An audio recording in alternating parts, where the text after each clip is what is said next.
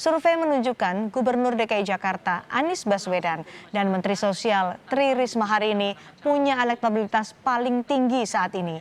Jika dibanding secara head to head, elektabilitas Anies dan Risma hanya selisih 9%. Selain soal kinerja, elektabilitas Risma naik tajam karena dinilai cepat tanggap dan rajin belusukan.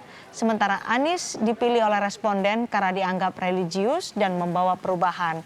Survei ini punya margin of error kurang lebih 4,9% di tingkat kepercayaan 95%. Survei dilakukan dari tanggal 31 Januari hingga 3 Februari 2021 kepada 400 responden warga DKI Jakarta yang punya hak pilih.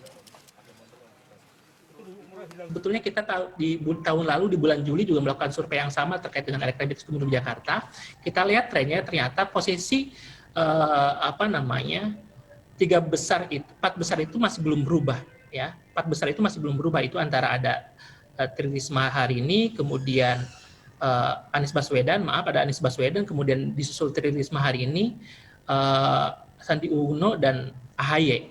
Risma hari ini di angka 36,0%. Selisihnya hanya 9%.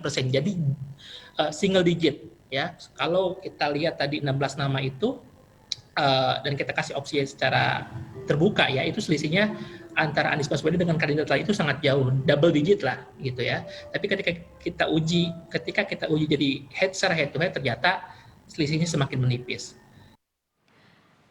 Median membandingkan head-to-head elektabilitas Gubernur DKI Jakarta antara Anies Baswedan dan Tri Risma hari ini. Dengan pertanyaan, jika pemilihan Gubernur DKI dilakukan saat ini, siapa yang dipilih dari dua nama, Anies Baswedan atau Tri Risma hari ini?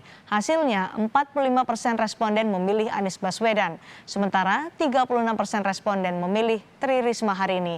Dan yang tidak memilih ada 19% responden.